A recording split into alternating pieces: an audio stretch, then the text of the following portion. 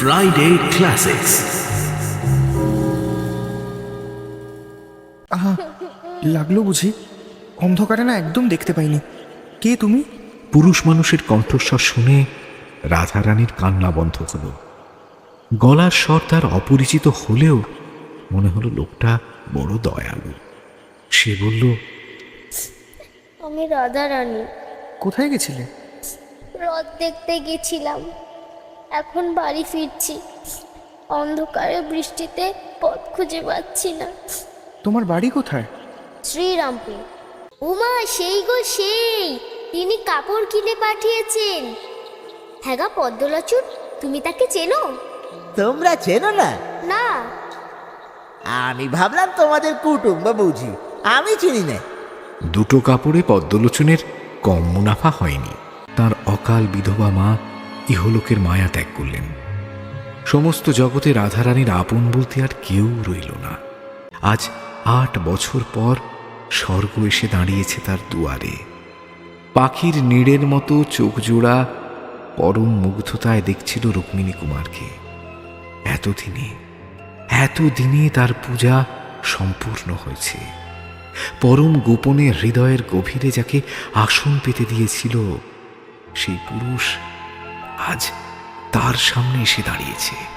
রাধারানীকে হৃদয়ে সঁপেছি আমি, কই তা তো ফেরত পেলাম না। এই পাওনা আপনার অনেক আগেই মিটে গেছে। রাধারানীও আপনাকে মন প্রাণ সঁপে দিয়ে বসে আছে। আজ শুনবেন বঙ্কিমচন্দ্র চট্টোপাধ্যায়ের লেখা গল্প রাধারানী। গল্পটি প্রথম প্রকাশিত হয় 1875 সালে বঙ্গদর্শন পত্রিকায় এবং আলাদা করে বই আকারে এটি প্রকাশিত হয় 1886 সালে। শুরু হচ্ছে রাধারানী। রাধারানী সেবার মাহেশের রথে গিয়েছিল। তার বয়স 10 পেরিয়েছে। বাবা নেই।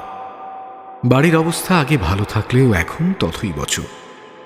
বাবার মৃত্যুর পর এক জ্ঞাতি আত্মীয় সম্পত্তি নিয়ে মামলা করেছিল হাইকোর্টে।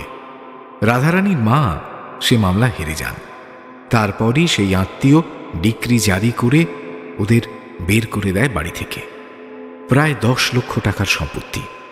আত্মীয় মোটামুটি সমস্তই কেড়ে নিয়েছিল। নগদ যা ছিল ধার দেনা মেটাতেই চলে গেল। রাধারানীর মা অলংকার বিক্রি করে প্রিভি কাউন্সিলে আবেদন করলেন, কিন্তু ততদিনে তাদের অন্য সংস্থান ফুরিয়েছে। বিধবা তার ছোট্ট মেয়েকে নিয়ে একটা কুঁড়ে ঘরে উঠলেন। তারপর এ কাজ সে কাজ করে কোনো ক্রমে তাদের দিন কাটতে লাগল। রথের কিছুদিন আগে রাধারানীর মা দারুণ অসুস্থ হয়ে পড়লেন। ফলে আর কাজে যেতে পারলেন না। ঘরের উনুনে তাই আগুনও জ্বলল না। মা মেয়ে দুজনেই অভুক্ত পড়ে রইল। রাধারানী মাকে বলল, আমি মাহেশের রথে যাই, কিছু একটা বানিয়ে বেচে তোমার জন্য পথ্য কিনে আনবো। কি বানাবি রে? আমি সুস্থ থাকলে কয়েকটা মাটির পুতুল বানিয়ে দিতাম তোকে। ভাবছি মালা বানাবো। ঝোপে ঝাড়ে কত ফুল ফুটে থাকে। অনেক লোক আসবে মেলায়, কেউ না কেউ তো কিনবেই। যা 1-2 পয়সা হবে তাতেই তোমার পথ্য হয়ে যাবে। কয়েকটা বনফুলের মালা বানিয়ে মাহেশের রথে গেল রাধারানী। অসংখ্য লোক গিজগিজ করছে চারপাশে। ভারী আনন্দ হলো তার। কেউ না কেউ তো মালা কিনবেই। কিন্তু রথের টান অর্ধেক হয়েছে কি হয়নি, হঠাৎই প্রচণ্ড জোরে বৃষ্টি শুরু হলো। জলের তোড়ে মেলা গেল ভেঙে। কেউ আর মালা কিনল না। রাধারানী মনে মনে ভাবল, ইস, আবার বৃষ্টি শুরু হয়ে গেল, আবার ভিজে যাব। একটু দাঁড়িয়ে যাই, বৃষ্টি কমে গেলে আবার লোক আসবে, তখন মালা বেচব। যদিও বৃষ্টি আর থামল না, লোকও জমল না। ক্রমে সন্ধ্যা হলো, রাত বাড়ল। অন্ধকার ঘিরে ধরল চারপাশ। রাধারানীও মনের দুঃখে কাঁদতে কাঁদতে বাড়ির পথ ধরল। অন্ধকার মাটির রাস্তায় কাদা জমেছে, জায়গায় জায়গায় পিচ্ছিল। তার উপর মুষলধারে শ্রাবণের বৃষ্টি। মায়ের অসুস্থতা, পেটের খিদের কথা মনে করে রাধারানীর চোখ দিয়েও জল গড়াচ্ছিল। সে কাঁদতে কাঁদতে আছাড় খাচ্ছিল, আবার কাঁদতে কাঁদতে উঠে দাঁড়াচ্ছিল।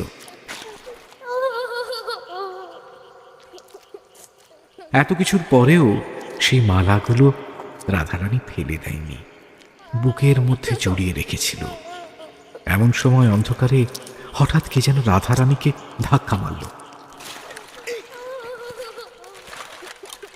সে এতক্ষণ নীরবে চোখের জল ফেলছিল, এইবার সশব্দে কেঁদে উঠল। যে রাধাকে ধাক্কা দিয়েছিল সে নরম কণ্ঠে বলল, আহা, লাগলো বুঝি? অন্ধকারে না একদম দেখতে পাইনি। কে তুমি? পুরুষ মানুষের কণ্ঠস্বর শুনে রাধারানীর কান্না বন্ধ হল। গলার স্বর তার অপরিচিত হলেও মনে হলো লোকটা বড় দয়ালু। সে বলল, আমি রাধারানী, কোথায় গেছিলে? রথ দেখতে গেছিলাম, এখন বাড়ি ফিরছি। অন্ধকারে বৃষ্টিতে পথ খুঁজে পাচ্ছি না। তোমার বাড়ি কোথায়? শ্রীরামপুর। এসো আমার সঙ্গে এসো, আমিও শ্রীরামপুর যাব। কোন পাড়ায় তোমার বাড়ি আমায় বলে দিও, আমি তোমাকে পৌঁছে দেব। শোনো, রাস্তা বড় পিছল, তুমি তুমি আমার হাত ধরো, নয়তো পড়ে যাবে। এসো এসো, আস্তে আস্তে এসো। লোকটির হাত ধরে রাধারানী পথ চলতে শুরু করল। অন্ধকারে কেউই কাউকে দেখতে পাচ্ছিল না। কণ্ঠ শুনে রাধারানীকে অল্প বয়সী মনে হয়েছিল লোকটির। হাত ধরার পর সে বুঝল এ নিতান্তই বালিকা। লোকটি জিজ্ঞেস করল, কত বয়স তোমার? 10 বছর। তুমি তো ছেলে মানুষ, তাহলে একলা রথ দেখতে গেছিলে কেন? রাধারানী তখন নিজের দুঃখের কথা, মায়ের অসুখ, বনফুলের মালা সব খুলে বলল। সব শুনে লোকটি বলল, আমি এক ছড়া মালা খুঁজছিলাম মেলায়। আমাদের বাড়িতে ঠাকুর আছেন, তাকে পরাবো। বৃষ্টির জন্য রথের হাট ভেঙে গেল, আমি তাই আর মালা কিনতে পারিনি। তুমি বেচবে একটা মালা? এ প্রস্তাবে রাধারানীর আনন্দ হলো এই কথা সত্যি, কিন্তু সে ভেবে দেখল যে লোক তাকে এত যত্ন করে হাত ধরে বাড়ি পৌঁছে দিচ্ছে, তার থেকে মালার দাম কিভাবে নেবে? এদিকে টাকা না পেলে মায়ের ওষুধ কেনা হবে না। শেষ পর্যন্ত এক ছড়া মালা রাধারানী সহযাত্রীর হাতে তুলে দিল। লোকটি বলল, মালার দাম কত? 4 পয়সা। এই নাও, ধরো। লোকটির বাড়িয়ে দেওয়া পয়সা হাতে নিয়ে রাধারানী বলল, এ কেমন পয়সা? বড় বড় ঠেকছে তো। ডবল পয়সা, দেখতে পারছো না? অন্ধকারেও তো চকচক করছে। তুমি ভুলে টাকা দিয়ে দাওনি তো?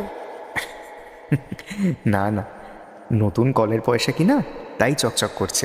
ঘরে গিয়ে প্রদীপ জেলে যদি দেখি এটা পয়সা নয়, তখন কিন্তু ফিরিয়ে দেব। তোমাকে একটু দাঁড়াতে হবে বাইরে। আচ্ছা, আমি দাঁড়াবো। বেশ কিছুক্ষণ হাঁটার পর তারা রাধারানীর কুটিরের দরজায় এসে পৌঁছল। রাধারানী বলল, তুমি ঘরে এসে দাঁড়াও, আমি আলো জেলে দেখি টাকা না পয়সা। না, আমি বরং এখানেই দাঁড়াচ্ছি। তুমি আগে গিয়ে ভিজে কাপড় ছাড়ো, তারপর প্রদীপ জ্বালিও, কেমন? আমার যে আর কাপড় নাই, একখান ছিল, সেটাও কাচতে দিয়ে দিয়েছি। আমি ভিজে কাপড়েই থাকি, কিছু হয় না। আঁচলটা নিংড়ে নেব। তা তুমি দাঁড়াও তাহলে, আমি আলোটা জ্বালি। ঘরে তেল ছিল না। চালের খড় পেড়ে চকমকি ঠুকে আলো জ্বালল রাধারানী। তারপর সেই আলোয় দেখল ওটা মোটেও পয়সা নয়, টাকা। তাড়াতাড়ি বাইরে এলো রাধারানী। ততক্ষণে যদিও সে সহযাত্রী চলে গেছে। এখন কি হবে মা? কি আর হবে মা? সে কি আর না জেনে টাকা দিয়েছে? সে দাতা, আমাদের দুঃখ জেনে দান করেছে। আমরাও ভিখিরি হয়েছি, দান গ্রহণ করে খরচ করব। মা আর মেয়ে যখন এইসব আলোচনা করছিল, তখন কে যেন তার কুটিরের দরজায় এসে আঘাত করল। রাধারানী উত্তেজিত হয়ে মাকে বলল, ওই বুঝি তিনি এসেছেন, আমি যাই, টাকাটা ফেরত দিয়ে আসি। ছুটে গিয়ে রাধারানী দরজা খুলে দিল। কিন্তু না, তিনি নন। এসেছে স্থানীয় বাজারের কাপড়ের দোকানদার পদ্মলোচন সাহা। তার হাতে একজোড়া নতুন কুঞ্জদার শান্তিপুরী শাড়ি। রাধারানীর দিকে এগিয়ে দিয়ে সে বলল, তোমার জন্য বাবু পাঠালেন। কোন বাবু? কেন? ওই যে এক বাবু লম্বা চওড়া দেখতে, একটু আগে আমারে নগদ দাম দিয়ে বইলে গেলেন এই কাপড় তোমারে দিয়ে যেতে। উমা, সেই গো সেই, তিনি কাপড় কিনে পাঠিয়েছেন। হ্যাঁ গা পদ্মলোচন, তুমি তাকে চেনো? তোমরা চেনো না? না। আমি ভাবলাম তোমাদের কুটুম্ব বুঝি, আমি চিনি না। দুটো কাপড়ে পদ্মলোচনের কম মুনাফা হয়নি। 4 টাকার কাপড় 8 টাকা 14.5 আনায় বিক্রি করেছিল। কোন বাবু কি সম্পর্ক এসব জেনে বুঝে তার আর কি লাভ? এই ভেবে সে আর কথা না বাড়িয়ে দোকানে ফিরে গেল। রাধারানীও কাপড় রেখে মালা বিক্রির টাকা নিয়ে বাজারে গেল। মায়ের জন্য পথ্য আনলো, তেল আনলো, সামান্য চাল ডালও কিনে আনলো। তারপর প্রদীপ জেলে রান্না চাপিয়ে ঘর পরিষ্কার করতে লাগলো। ঝাঁট দিতে দিতে হঠাৎ বারান্দার পাশে একটা কাগজ কুড়িয়ে পেল রাধারানী। সেটা হাতে তুলে মাকে জিজ্ঞেস করল, এটা কি মা? মা কাগজটা হাতে নিয়ে দেখে বললেন, হে কি, এ তো একটা নোট। কোথায় পেলি?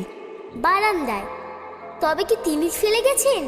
হ্যাঁ, তোকে দিয়ে গেছেন। দেখ, তোর নাম লেখা আছে। রাধারানী বড় ঘরের মেয়ে, একটু অক্ষর পরিচয় ছিল। সে পড়ে দেখল সত্যিই তার নাম লেখা আছে। এমন লোক কি হয় মা, এত কিছু দিয়ে গেল আমাকে? তার নামও তো নোটে লেখা আছে, যাতে কেউ চোরা নোট না বলতে পারে। হ্যাঁ তাই তো, রুক্মিণী কুমার রায়। পরদিন মা ও মেয়ে রুক্মিণী কুমার রায়ের অনেক খোঁজ করল, কিন্তু শ্রীরামপুর বা তার আশেপাশে কোথাও এই নামের কাউকে পাওয়া গেল না। নোটখানা যদিও তারা ভাঙালো না, তুলে রাখল। অবস্থার মারপ্যাচে মা মেয়ের জীবনে দারিদ্র নেমে এসেছিল, এ কথা সত্যি, কিন্তু তারা লোভী ছিল না।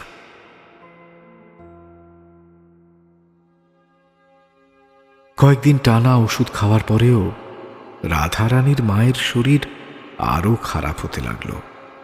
একসময় তিনি যথেষ্ট বড় ঘরের বউ ছিলেন, এখন তার জীবনে অপরিসীম দারিদ্র।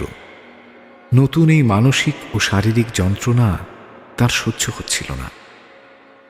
রোগ ক্রমে বৃদ্ধি পেতে পেতে চূড়ান্ত অবস্থায় পৌঁছল। এমন সময় তার উকিল কামাক্ষানাথ বাবু দেখা করতে এলেন।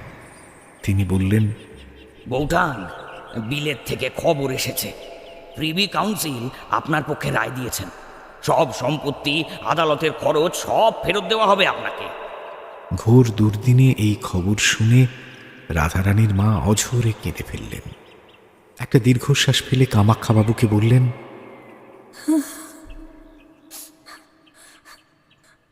যে প্রদীপ নিভে গেছে, তাতে তেল দিলে আর কি হবে? আমি আর বেশি দিন বাঁচব না জানি। এইটুকুই যা সুখ পেলাম, আমার রাধাকে আর অনাহারে থাকতে হবে না। কিন্তু ও ছেলে মানুষ, এত সম্পত্তিও রক্ষা করতে পারবে না। আপনি আমার ভরসা, আমায় আপনি কথা দিন, আপনি ওকে দেখে রাখবেন। যাওয়ার আগে এইটুকু ভিক্ষে আমি চাই আপনার কাছে।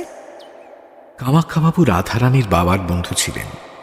যখন বন্ধু স্ত্রীর জীবনে দুর্যোগ ঘনিয়ে এসেছিল, তিনি চেয়েছিলেন যতদিন না মামলার নিষ্পত্তি হচ্ছে, মা মেয়ে যেন তাঁর বাড়িতে থাকে। রাধারানীর মা রাজি হননি। শেষে কামাক্ষাবাবু কিছু আর্থিক সাহায্য করতে চাইলেন, সেটাও নিলেন না রাধারানীর মা। রুক্মিণী কুমারের দান গ্রহণই মা মেয়ের জীবনের প্রথম এবং শেষ দান গ্রহণ। কামাক্ষাবাবু এতদিন বুঝতে পারেননি বন্ধু স্ত্রী কন্যার দুর্দশা কতখানি বেড়ে গেছে। আজ এসে নিজের চোখে সমস্ত দেখে অত্যন্ত কাতর হয়ে পড়লেন। রাধারানীর মা তার কাছে ভিক্ষে চাইছে, এই দৃশ্য তার সহ্য হল না। তিনি বললেন, আপনি যা বলবেন আমি তাই করব বৌঠান। আপনার যা যা লাগবে আমাকে বলুন। আমি সন্ধ্যার পথযাত্রী, আমার আর কিছু লাগবে না। আপনি আমার শ্বশুরের সমস্ত সম্পত্তি উদ্ধার করে দিয়েছেন, আমি চিরকৃতজ্ঞ হয়ে থাকব। রাধাকে আপনি দেখবেন, তাকে মেয়ের মতো রক্ষা করবেন। এইটুকুই আমার ভিক্ষে। আপনি রাজি হলে আমি সুখে মরতে পারি। বলুন, দেখবেন তো আমার মেয়েকে? আমি জল ছুঁয়ে আপনার কাছে প্রতিজ্ঞা করছি, রাধামাকে আমি আমার মেয়ের চেয়েও বেশি যত্নে রাখব। আপনি বিশ্বাস রাখুন আমার উপর। কামাখ্যাবাবুর কথায় আহ্লাদের হাসি ফুটল মৃত্যু পথযাত্রী বিধবার মুখে। ওই উজ্জ্বল হাসি দেখেই উকিল কামাখ্যানাথ বুঝলেন সময় ঘনিয়ে এসেছে। তিনি বললেন, জানি না কেন সেবার আপনি আমার অনুরোধ রাখেননি। আজ আবার আমি আপনাকে বলছি, যতদিন না সমস্ত সম্পত্তি উদ্ধার হচ্ছে আপনারা আমার বাড়িতে চলুন। রাধারানীর মা আত্ম অহংকারের কারণে আগেরবার কামাখ্যানাথের অনুরোধ অস্বীকার করেছিলেন। দুঃখের দিনে তিনি অন্য কারো বোঝা হতে চাননি। আজ তাঁর দারিদ্র্য নেই, ফলে তিনি আর না করলেন না। কামাখ্যাবাবুও সযত্নে রাধারানী আর তাঁর মাকে নিজের বাড়িতে নিয়ে গেলেন। কলকাতা থেকে ডাক্তার আনা হলো। রাত দিন চিকিৎসা চলল রাধারানীর মায়ের। তবু শেষ রক্ষা হলো না। এক ভোরে রাধারানী যখন পুজোর ফুল তুলতে ব্যস্ত, তার অকাল বিধবা মা ইহলোকের মায়া ত্যাগ করলেন। সমস্ত জগতে রাধারানীর আপন বলতে আর কেউ রইল না। মাস কয়েক পর একদিন কামাখ্যাবাবু রাধারানীকে ডেকে বললেন, মা, তোমার সমস্ত সম্পত্তি আমি ফেরত আনতে পেরেছি। তুমি চাইলে তোমার বাড়িতে যেতে পারো, কিন্তু মা, তুমি এখনো ছোট, সমাজের জটিলতা চেনো না। আমি চাই তুমি আমার বাড়িতেই থাকো। বসন্ত আর তুমি, তোমরা দুজনেই আমার মেয়ে। তোমার কি মত বলো? মা আমায় বলে গেছিলেন আমি যেন আপনার সব কথা শুনে চলি। আপনি যা বলবেন আমি তাই করব। বেশ, আমি নিশ্চিন্ত হলাম। আর একটা কথা মা, কোর্ট থেকে অর্ডার এসেছে, কালেক্টর সাহেব তোমার সম্পত্তির তত্ত্বাবধায়ক হবেন যতদিন না তুমি প্রাপ্তবয়স্ক হচ্ছ। তুমি কি তাই চাও?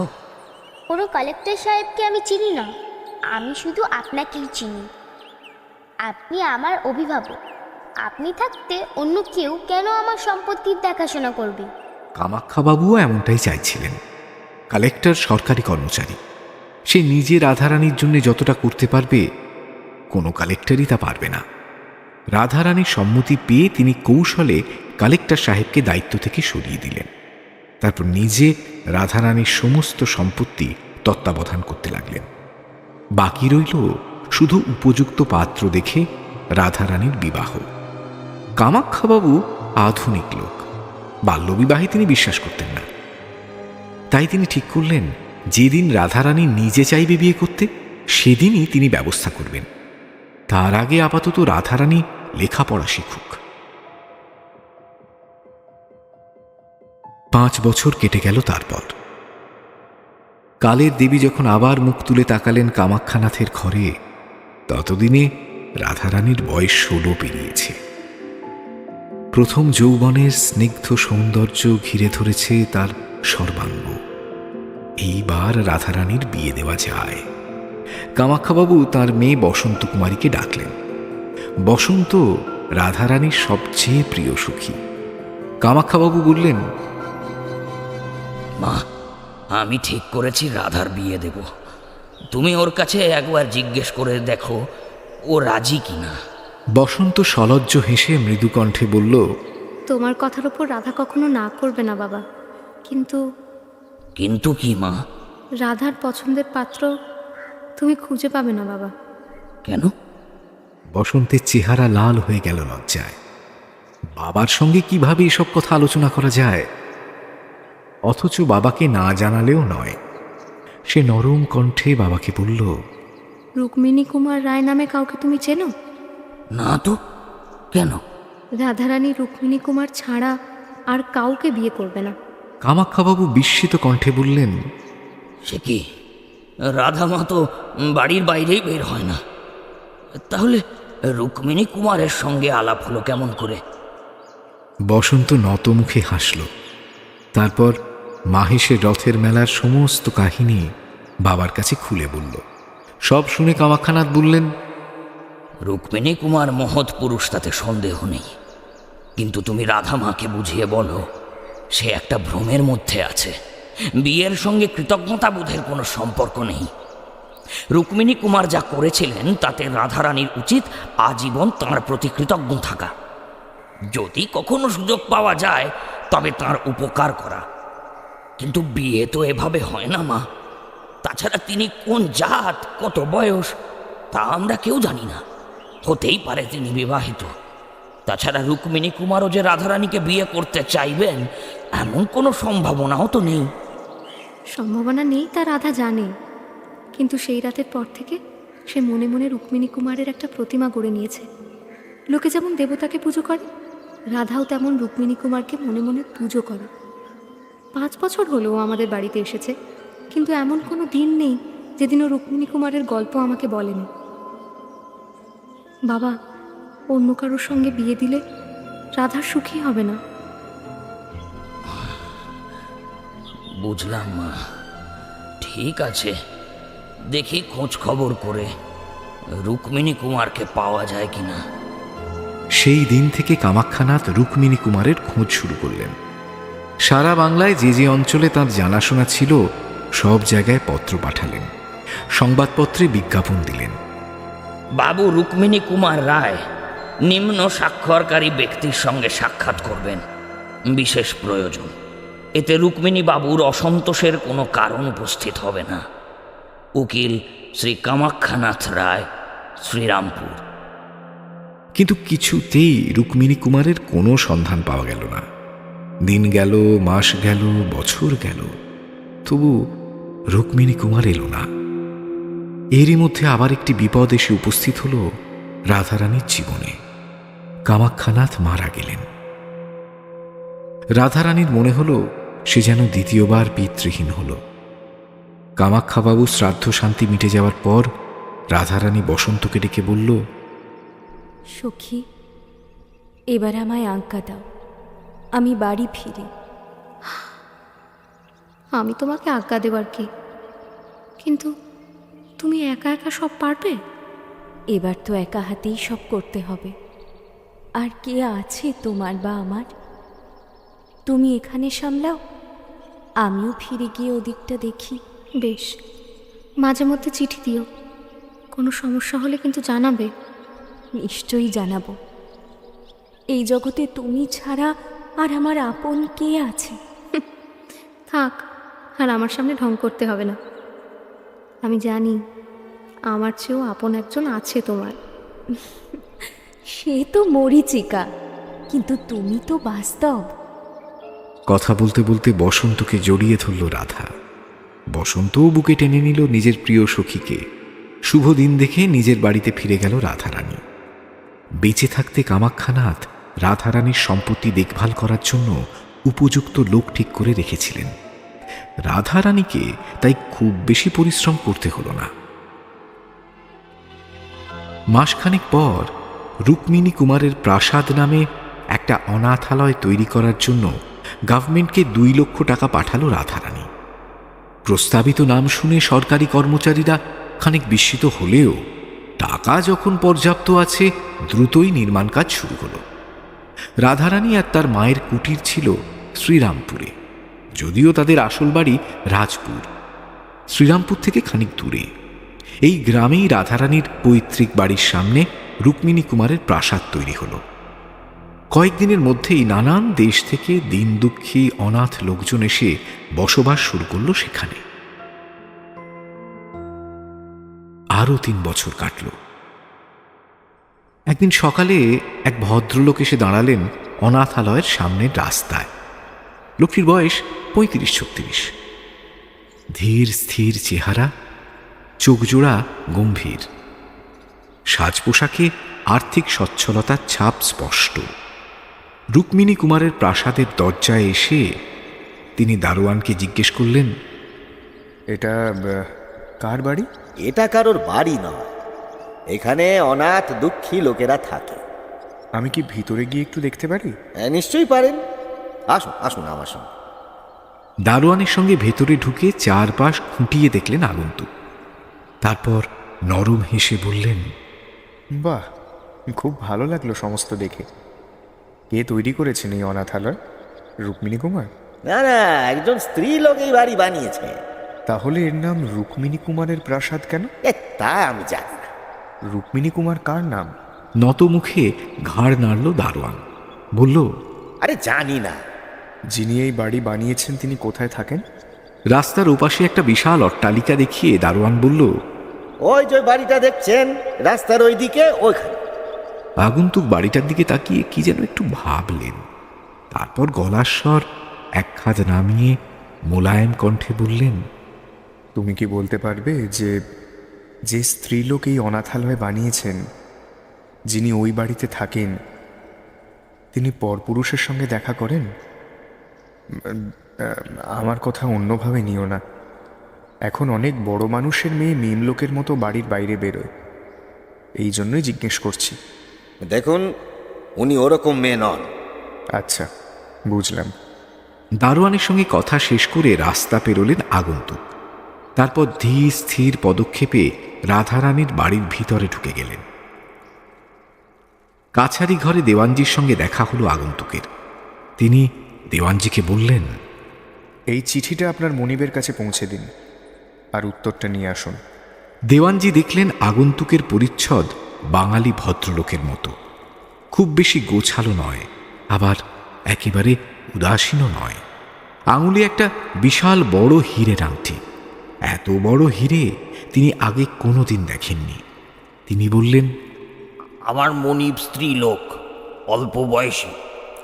এই জন্য তিনি নিয়ম করেছেন যে অপরিচিত কোনো লোক যদি পত্র নিয়ে আসে তাহলে সবার আগে আমি পড়ব, তারপর আমি তার কাছে পাঠাবো। বেশ, তাহলে আপনি পড়ুন, অসুবিধে নেই। দেওয়ানজি চিঠিটা পড়া শুরু করলেন। বসন্ত কুমারীর চিঠি। বসন্ত লিখছে, প্রিয় সখী, পত্রবাহকের সঙ্গে গোপনে একবার দেখা করো। ইনি পরপুরুষ হলেও তোমার কোনো ক্ষতির সম্ভাবনা নেই। ভয় পেও না, কি ঘটল আমায় জানিও। ইতি শ্রীমতী বসন্ত কুমারী। কামাক্ষাবাবুর মেয়ের স্বাক্ষর দেখে দেওয়ানজি আর কোনো প্রশ্ন করলেন না, চিঠি অন্তঃপুরে পাঠিয়ে দিলেন। খানিক বাদে একজন পরিচারিকা এসে আগন্তুককে ভেতরে নিয়ে গেলেন।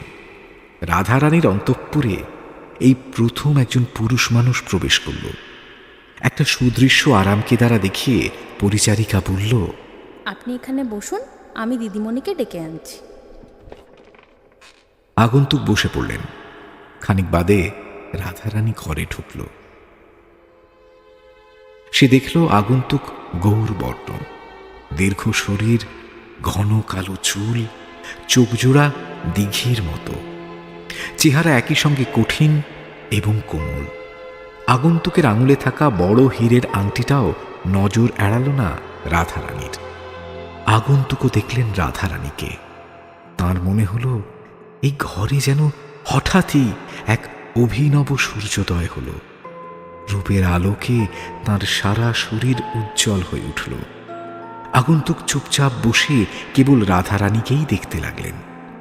তাকে চুপ করে থাকতে দেখে রাধারানী একটু বিরক্ত হয়ে বলল, আপনি কেন এসেছেন জানতে পারি?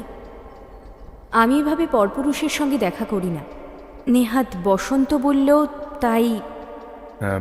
আমি আসলে আপনার সঙ্গে এইভাবে দেখা করতে চাইনি। সে না হয় বুঝলাম, কিন্তু বসন্তই বা এমন অনুরোধ কেন করল? কারণটা নিশ্চয়ই আপনি জানেন। আগন্তুক এবার খুব পুরনো সংবাদপত্রের একটা ছেঁড়া পাতা রাধারানীর দিকে এগিয়ে দিলেন। রাধা পাতার ওপর চোখ বুলিয়ে দেখল কামাক্ষাবাবুর সেই বিজ্ঞাপন। তার শরীরে শিহরণ জাগল, হৃদয়ের গোপন কুঠুরিগুলো আলগোছে দুলে উঠল। এই কি তবে রুক্মিণী কুমার? সরাসরি আগন্তুকের চোখে চোখ রেখে প্রশ্ন করল রাধারানী, আপনি কি রুক্মিণী কুমার? না। রাধারানী মনে মনে ভেবে ফেলেছিল এই সৌম্য দর্শন দেবতুল্য পুরুষই রুক্মিণী কুমার। কিন্তু আগন্তুক যেই না বলল, রাধারানীর হৃদয় দুমড়ে মুচড়ে গেল শুকনো পাতার মতো। অবসন্ন শরীরে একটা চেয়ারে সে বসে পড়ল। আগন্তুক আবার বললেন, আমি যদি রুক্মিণী কুমার হতাম তাহলে কামাখ্যাবাবু এই বিজ্ঞাপন দিতেন না। তিনি আমাকে চিনতেন। যদিও যখনই বিজ্ঞাপন বেরিয়েছিল আমি দেখেছিলাম, আর তখনই পাতাটা রেখে দিয়েছিলাম। যদি আপনার সঙ্গে এই বিজ্ঞাপনের কোনো সম্বন্ধ নাই থাকে তাহলে রেখেছিলেন কেন? কারণ ৮-১০ বছর আগে যখন আমি দিকবিদিক ঘুরে বেড়াতাম, আপন নাম গোপন করে একটা কাল্পনিক নাম ব্যবহার করতাম। সেই নামটি রুক্মিণী কুমার। কারো প্রকৃত নাম রুক্মিণী কুমার এমন কাউকে আমি চিনি না। আর কামাখ্যাবাবু যে আমার খোঁজই করছিলেন তাও আমি তখন নিশ্চিত হতে পারিনি। এইসব কারণেই বিজ্ঞাপনের কাগজটা তুলে রেখেছিলাম। ভেবেছিলাম পরে কখনো সময় সুযোগ হলে পুরো বিষয়টা জানা যাবে। রুক্মিণী কুমার নিজের কথা বলতে এত বেশি মনোযোগী হয়ে পড়েছিলেন যে তিনি খেয়ালই করলেন না রাধারানীর ঠোঁট জোড়া কাঁপছে। কোনো ক্রমে নিজের সমস্ত আবেগ সামলে রাধারানী বলল, তাহলে পরে কেন এলেন না কামাখ্যাবাবুর কাছে? তার কিছু বছর পর তো কামাখ্যাবাবু চলেই গেলেন। শ্রাদ্ধের নেমন্তন্ন পেয়েছিলাম, কিন্তু আমি তখন কাশী। কিছুদিন আগে ও বাড়িতে গেছিলাম আমি। তখন বিজ্ঞাপনের কথাটা বসন্তকে জিজ্ঞেস করলাম। বসন্ত আমাকে চিনত।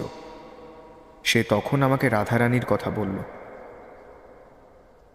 আমিও এক রাধারানীকে চিনতাম, এক বালিকা। সে মায়ের ওষুধের জন্য মাহেশের মেলায় মালা বিক্রি করতে গেছিল। সেই রাতে অল্প কিছুক্ষণের জন্য তার আর আমার সাক্ষাৎ হয়েছিল। অন্ধকারে কেউই কাউকে দেখতে পাইনি ঠিক মতো। কিন্তু জানেন, তাকে আমি ভুলতেও পারিনি। রাধারানীর চোখ ছলছল করে উঠল। বহু কষ্টে কান্না আটকে সে বলল, কোথাকার কোন রাধারানী, তার কথা আর কেন? আপনি আপনার কথা বলুন। শুনুন, রাধারানী যে সে মানুষ নয়। যদি সংসারে কোনো দেবকন্যা থেকে থাকে, সে রাধারানী।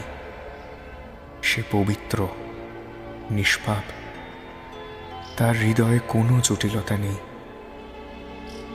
অমন কণ্ঠ আমি আর কোথাও শুনিনি। রাধারানীকে দেখে রুক্মিণী কুমারের মনও অস্থির হয়ে উঠেছিল।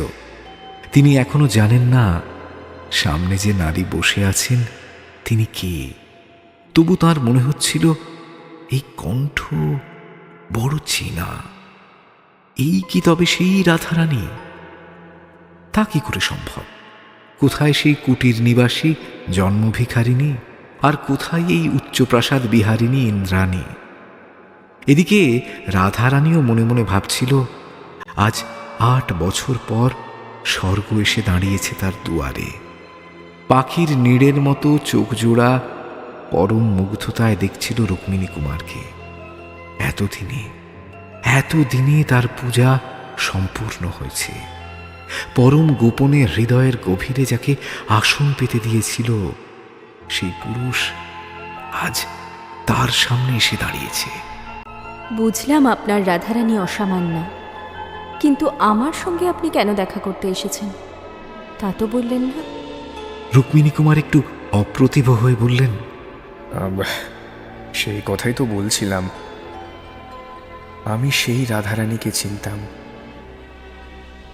অন্ধকার রাতে জোনাকির মতো। মনে মনে ভাবছিলাম, এই রাধারানী যদি আমার সেই রাধারানী হয়। আপনার রাধারানী? কথাটা বলেই চমকে চোখ তুলে তাকালো রাধারানী। রুক্মিণী কুমারও বিস্মিত। এই প্রথম দুজন পরস্পরের দিকে তাকালেন স্পষ্ট দিবালোকে। দুজনেরই মনে হল চিরপরিচিত অথচ অত্যন্ত অভিনব। মুহূর্তে মুহূর্তে যার মাধুর্য বাঁক নিচ্ছে নদীর মতো। আত্মীয় অথচ অচেনা, চিরস্মৃত অথচ অদেখা। এমন সাক্ষাৎ বুঝি এই জগৎ সংসারে আর কখনো ঘটেনি। বিস্ময় কাটিয়ে উঠে রুক্মিণী কুমার বললেন, হ্যাঁ, আমারই রাধারানী। সেই এক ঝড়ের রাতের আলো আঁধারিতে আমি তাকে দেখেছিলাম। এই 8 বছরেও ভুলতে পারিনি। সে আমারই রাধারানী। বসন্তকে জিজ্ঞেস করেছিলাম রাধারানী কে। সে বলল তাদের এক আত্মীয়ের মেয়ে। আমি বললাম এক রুক্মিণী কুমারের সন্ধান আমি জানি। তখন বসন্ত চিঠি লিখে আমাকে পাঠিয়ে দিল। আমি কি এখানে এসে কোনো অপরাধ করেছি? তা জানি না, তবে আপনার রাধারানীকে আমি চিনি কিনা ঠিক বলতে পারছি না। আপনি যদি আরেকটু খুলে বলেন তাহলে নিশ্চিত হতে পারি। রুক্মিণী কুমার এবার সেই রথের সন্ধ্যার কথা খুলে বললেন। কেবল টাকা আর শাড়ির ব্যাপারে কিছু বললেন না। রাধারানী জিজ্ঞেস করল, মাপ করবেন, কিন্তু আপনাকে রাধারানীর ব্যাপারে কিছু বলতে সাহস পাচ্ছি না। অমন দরিদ্র একটি মেয়েকে দেখেও আপনি তার কোনো উপকার না করে চলে গেলেন। এত নৃশংস আপনার হৃদয়। দেখুন, উপকার করার তো বিশেষ সুযোগ পাইনি। আমি ছদ্মবেশে রথ দেখতে গেছিলাম। খুব বেশি টাকা পয়সা আমার কাছে ছিল না। যা সামান্য ছিল তাই আমি দিয়ে এসেছিলাম। ভেবেছিলাম পরদিন ভোরে গিয়ে ওদের খোঁজ করব, কিন্তু সেই রাতেই আমাকে কাশী যেতে হলো। বাবা অসুস্থ হয়ে পড়েছিলেন। কাশী থেকে ফিরতে বছর পেরিয়ে গেল। তারপর আমি অনেক খোঁজ করেছিলাম, কিন্তু রাধারানীর আর দেখা পাইনি। একটা জিনিস জানতে ইচ্ছে করছে খুব। ওই বৃষ্টি বাদলে আপনি নিশ্চয়ই রাধারানীর কুটিরে আশ্রয় নিয়েছিলেন। তা কতক্ষণ ছিলেন সেখানে? বেশিক্ষণ নয়। মালার যে দাম আমি রাধারানীকে দিয়েছিলাম তা দেখার জন্য সে ঘরের মধ্যে আলো জ্বালাতে ঢুকেছিল। আমি সেই ফাঁকে তার জন্য শাড়ি কিনতে বাজারে গেলাম। সঙ্গে একটা নোট ছিল, সেটাও বারান্দায় রেখে দিলাম। পাছে ওরা ভাবে আমি নোটটা হারিয়ে ফেলেছি। তাই জানেন পেন্সিল দিয়ে লিখে দিয়েছিলাম রাধারানীর জন্য। আমার নামও স্বাক্ষর করেছিলাম। তারপর এতগুলো বছর আপনি আর তার খোঁজ করলেন না। মন দিয়ে খোঁজ করলে তো নিশ্চয়ই পেয়ে যেতেন। অথচ সেই রাধারানী আপনার অপেক্ষায়। ক্রমশ বুঝে এলো রাধারানীর কণ্ঠ। ফুলের কুঁড়ির ভিতর যেমন বৃষ্টির জল ভরা থাকে, আর ফুলটি নিচু করলেই ঝরঝর করে পড়ে যায়। রাধারানী মুখ নিচু করে এইটুকু বলতেই তার চোখের জলও গড়িয়ে পড়ল। প্রায় সঙ্গে সঙ্গে ঘুমটা টেনে ঘর থেকে বেরিয়ে গেল রাধারানী। রুক্মিণী কুমার রাধারানীর অশ্রুজল দেখেছেন নাকি দেখতে পাননি তা অজানাই রয়ে গেল। বাইরে বেরিয়ে মুখে চোখে জল দিল রাধারানী। তারপর একটা চেয়ারে বসে ভাবতে লাগলো, ইনি সেই রুক্মিণী কুমার, আর আমি রাধারানী। দুজনেই দুজনকে মন দিয়ে বসে আছি, কিন্তু এখন আমি যে রাধারানী তা ওকে বিশ্বাস করাতে পারবো? আর তারপর উনি কি জাত তাও তো জানি না। যদি আমার জাতের না হন তাহলে সমাজ কি বলবে? ওর জাতটা আমাকে জানতেই হবে। তারপর আমি আমার পরিচয় দেব।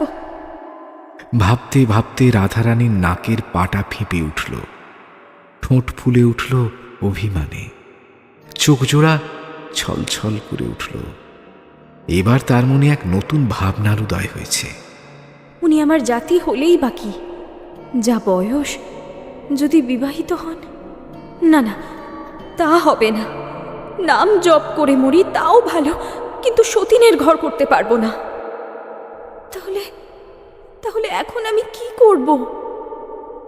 আচ্ছা, ওর আসল নামটা অন্তত জেনে নি। যে নাম জপ করে মরতে হবে তা শুনে নেওয়া ভালো। তারপর আমার পরিচয় দিয়ে ওকে বিদায় করি। বিদায় করে কাঁদতে বসবো।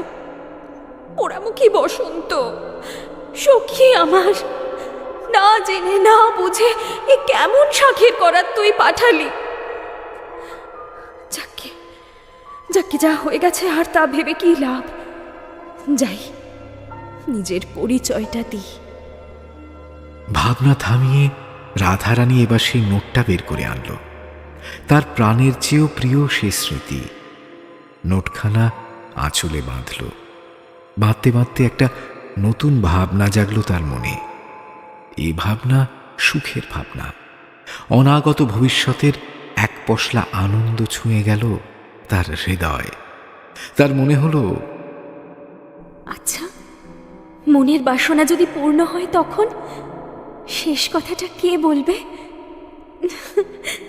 না না, আমি তা বলতে পারবো না ওর সামনে। বসন্তকে ডেকে আনবো। ঘটকালিটা তো ওই করলো। যতদিন না বসন্ত আসছে উনি না হয় আমার লাইব্রেরিতে বসে বই পড়বেন। আচ্ছা, উনি 2-3 দিন থাকতে রাজি হবেন তো? যদি ওর কোনো কাজ থাকে, আমি আমি কি ওকে থাকার জন্য অনুরোধটুকু করতে পারবো? নিশ্চয়ই পারবো। ইংরেজ মেয়েরা যদি পারে আমিও পারবো।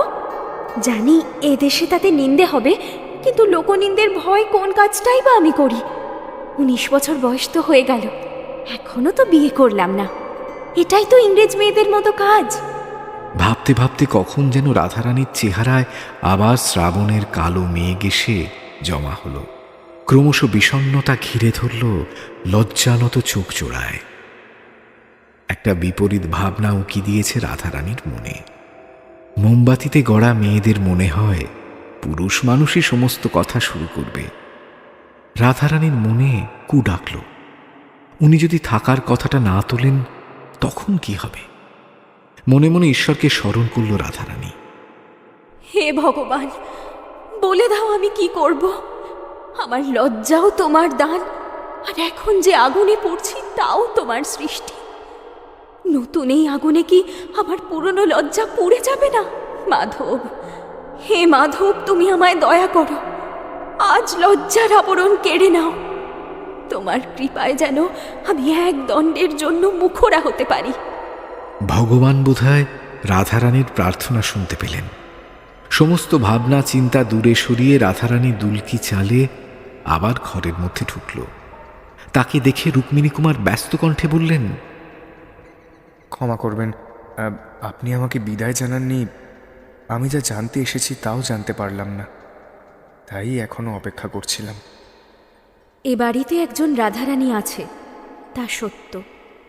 সে আপনার সামনে আসবে কিনা তাই জানতে গেছিলাম। আসবেন তিনি? রুক্মিণী কুমারের উৎসাহ দেখে মৃদু হাসল রাধারানী। খানিকক্ষণ চুপচাপ বসে অতিথির ধৈর্যের পরীক্ষা নিয়ে তারপরে বলল, রুক্মিণী কুমার তো আপনার আসল নাম নয়। রাধারানীর যে আরাধ্য পুরুষ, তার প্রকৃত নাম না শোনা পর্যন্ত সে আসবে না। আরাধ্য পুরুষ? রাধারানী এ কথা বলেছেন? এক মুহূর্তের জন্য রাধারানীর মনে হলো এইবার বুঝি সে ধরা পড়ে যাবে। কপট ছল করে সে বলল, ওরকম ভাবেই নাম জিজ্ঞেস করতে হয়। আমার নাম দেবেন্দ্র নারায়ণ রায়।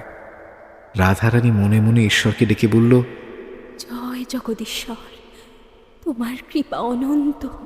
মুখে বলল, যাক, জেনে ভালো লাগলো আপনি আমার স্বজাতি। আপনি আজ আমার আতিথ্য গ্রহণ করুন। আচ্ছা বেশ, সে না হয় থাকা যাবে, কিন্তু কিন্তু রাধারানী কই? খাওয়ার পর রাধারানীর ব্যাপারে কথা বলবো। মনে দুঃখ নিয়ে আমি খেতে পারি না। রাধারানীর জন্য এত দুঃখ কেন? দুঃখের কারণ তো আমি জানি না, তবে নিবারণের উপায় রাধারানী এইটুকু জানি। আপনার সামনে রাধারানীর পরিচয় দিতে বড় সংকোচ হচ্ছে। কি করবেন তাকে দেখে? কিছুই না, শুধু শুধু দেখব। আচ্ছা বেশ, খাওয়ার পর আমি আপনাকে রাধারানী দেখাবো, কিন্তু সামনে থেকে নয়। ওই যে আয়না দেখছেন, ওর ভিতরে। কেন? সামনে থেকে দেখলে দোষ কি? সে কুলবতী মেয়ে। সে তো আপনিও, তাও তো আপনাকে সামনে থেকে দেখছি। আমার বিষয়টা আলাদা। আমি সবার দেখাশোনা করি, তাই আমাকে বাইরে আসতে হয়। আমি তো কারো অধীন নই, কিন্তু রাধা তার স্বামীর অধীন। স্বামী? হ্যাঁ, এতে আশ্চর্য হওয়ার কি আছে? আপনি কত বছর বয়সে দেখেছিলেন তাকে? 10-11। এখন তার বয়স 19। হিন্দুর মেয়ে, 19 বছর বয়সে বিয়ে হয়ে যাবে, এতে তো অবাক হওয়ার কিছু নেই। রাধারানী বিবাহিত শুনে মুষড়ে পড়লেন রুক্মিণী কুমার। তা দেখে রাধারানী বলল, কি ব্যাপার বলুন তো, আপনি কি তাকে বিয়ে করতে চেয়েছিলেন নাকি? মানুষের ইচ্ছের কি শেষ আছে? এই ইচ্ছের কথা আপনার গৃহিণী জানেন তো? গৃহিণী আমার নেই। রাধারানীর সঙ্গে সাক্ষাতের অনেক আগেই আমার পত্নী বিয়োগ হয়েছিল। রাধারানী আবার মনে মনে ঈশ্বরকে ডাকল। তার সমস্ত বাধা একে একে দূর হয়ে যাচ্ছে। সে বলল, কিন্তু রাধারানী তো বিবাহিতা, তাও কি আপনি তাকে দেখতে চান? কেন চাইব না? সেটা কি ভালো দেখায়? কেন দেখাবে না? তিনি নিজেই তো আমার সন্ধান করেছিলেন। কেন করেছিলেন? আপনি রাধারানীকে যা দিয়েছিলেন তা পরিশোধ করবে, তাই আপনি নেবেন তো? যা দিয়েছি তা পেলে নিতেই পারি। কি কি যেন দিয়েছিলেন? একখানা নোট। এই নিন। আঁচলের নিচ থেকে সেই নোটখানি বের করল রাধারানী। তারপর এগিয়ে দিল রুক্মিণী কুমারের দিকে। রুক্মিণী কুমার দেখলেন তার নিজের হাতে লেখা রাধারানীর নাম সেই নোটে রয়েছে। তিনি জিজ্ঞেস করলেন, এই নোট কি রাধারানীর স্বামী কখনো দেখেননি? না, রাধারানী কুমারী। স্বামীর কথাটা আপনাকে মিথ্যা বলেছি। সে কি? মিথ্যে কেন বললেন? আপনাকে তো সব সত্যি বলতে আমি বাধ্য নই। কতটুকু চিনি আমি আপনাকে। আপনার মনের মধ্যে কি চলছে তা না বুঝে আমি কেন বলবো সব কথা আপনাকে? আচ্ছা, বুঝলাম। কিন্তু সব ঋণ যে এখনো শোধ হলো না। আর কি বাকি? ওই যে 2 টাকা আর কাপড়। সব ঋণ যদি এখনই শোধ করে দিই, তাহলে তো আপনি না খেয়েই চলে যাবেন। পাওনা বুঝে গেলে আর কোন মহাজন অপেক্ষা করে? খাওয়া দাওয়া করুন, বাকি ঋণ রাধারানী নিজে এসে শোধ করবে। কিন্তু আমার যে এখনো অনেক পাওনা বাকি। আর কি? রাধারানীকে হৃদয়ে সঁপেছি আমি, কই তা তো ফেরত পেলাম না। এই পাওনা আপনার অনেক আগেই মিটে গেছে। রাধারানীও আপনাকে মন প্রাণ সঁপে দিয়ে বসে আছে। রুক্মিণী কুমার ওরফে দেবেন্দ্র নারায়ণ রায় অনেকক্ষণ ধরেই বুঝতে পারছিলেন কিছু একটা ছলনার খেলা চলছে এই ঘরে। রাধারানীর মিথ্যে বিয়ের কথা শোনার পর থেকে তার মনের সন্দেহ আরো গভীর হয়েছে। তার কেবলই মনে হচ্ছে স্বয়ং রাধারানী সামনে বসে আছেন। যাচাই করার জন্য তিনি কপট হেসে জিজ্ঞেস করলেন, বলছিলাম, এতদিনের দেনা সুদ কি কিছুই পাবো না? নিশ্চয়ই পাবেন। কি? শুভ লগ্ন দেখে এই সামান্য রাধারানী নিজেকে আপনার হাতে তুলে দেবে। এই বলে মুচকি হেসে ঘর থেকে বেরিয়ে গেল রাধারানী। কিছুক্ষণ পর এক পরিচারিকা এসে রুক্মিণী কুমারকে ডেকে বলল, আসুন, দিদিমণি আপনার জন্য খাবার সাজিয়ে অপেক্ষা করছেন। খাওয়া দাওয়া শেষ হলে রাধারানী একটা বহুমূল্য হীরের হার এগিয়ে দিল রুক্মিণী কুমারের দিকে। আপনার নগদ 2 টাকা আর কাপড় এখনো পাওনা রয়েছে। টাকা খরচ করে ফেলেছি, কাপড়ও ছিঁড়ে গেছে, তা কিন্তু আর ফেরত দিতে পারবো না। তার বদলে এই হার আপনি গ্রহণ করুন। যদি যদি এইভাবে দেনা শোধ করতে চাও, তাহলে তোমার গলায় যে মালাটা আছে ওটাই আমায় পরিয়ে দাও। রুক্মিণী কুমারের আবদার শুনে লজ্জায় লাল হয়ে গেল রাধারানী। আলতো হাতে নিজের গলা থেকে মালাটা খুলে পরিয়ে দিল রুক্মিণী কুমারের গলায়। রুক্মিণী কুমারের গলাতেও একটা মুক্তোর হার ছিল। এবার সেই হারটা তিনি পরিয়ে দিলেন রাধারানীর গলায়। এমন সময় শাঁখ বেজে উঠল। রাধারানী অপ্রস্তুত হেসে জিজ্ঞেস করল, শাঁখ কে বাজালো? এক দাসী দরজার আড়াল থেকে বেরিয়ে এসে বলল, আমি গো। কেন? কিছু পাওয়ার আশায়। দাসীকে উপযুক্ত পুরস্কার দিলেন রুক্মিণী কুমার। তারপর দুজন একান্তে বসে মনের কথা বলতে শুরু করলেন। রাধারানী গত 8 বছরে কি কি ঘটেছে সমস্ত খুলে বলল রুক্মিণী কুমারকে। রুক্মিণী কুমারও পরম যত্নে সে সব কথা শুনলেন। তারপর বললেন, যে প্রতিশ্রুতি দিয়ে ঘর থেকে বেরিয়ে গেছিলে তা এবার পূরণ করো। কোন প্রতিশ্রুতি? কেন? তুমি যে বলেছিলে শুভ লগ্ন দেখে তুমি অসামান্য রাধারানীকে আমার এই সামান্য বাহুবন্ধনে তুলে দেবে, ভুলে গেলে? মৃদু হেসে দাসীকে ডাকল রাধারানী। চিত্রে, কোথায় গেলি? ডাক শুনে ছুটতে ছুটতে ঘরের মধ্যে ঢুকল চিত্রা। সে যেন এই ডাকেরই অপেক্ষা করছিল। বলুন দিদিমণি। দিনক্ষণ ঠিক হলো? হ্যাঁ, দিওয়াজি পুরোহিত মশাইকে ডেকেছেন। পুরোহিত বলেছেন কালকেই শুভ দিন। দিওয়াজি এখন বিয়ের তোড়জোড় করছেন, আমিও যাই, অনেক কাজ পড়ে আছে। যেমন ছুটে এসেছিল তেমনই ছুটে বেরিয়ে গেল চিত্রা। সন্ধে হতে না হতেই আত্মীয় পরিজন সবাই আসা শুরু করল। প্রিয় সখী বসন্ত এলো, রুক্মিণী কুমারের বন্ধু বান্ধবরাও এলো। পাত্র যে কে বসন্ত তা তখনও জানত না। তাকে আড়ালে ডেকে রাধারানী বলল, কি আক্কেল ভাই তোমার, যাকে তাকে এভাবে পত্র দিয়ে পাঠায়? কেন? কি করেছে লোকটা? রাধারানী তখন সব কথা খুলে বলল। শুনে মুচকি হেসে বসন্ত বলল, এ তো ভারী রাগের কথা। সুদ শুদ্ধ দেনা পাওনা বুঝে তো নিলই, তার উপর এমন অমূল্য সম্পদটিও আপন করে নিল। দেবেন্দ্রনারায়ণ রায় তো ভারী ধুরন্ধর। রাধারানী ঘাড় নেড়ে বলল, দেবেন্দ্র নারায়ণ রায় নয়, রুক্মিণী কুমার, আমার রুক্মিণী কুমার।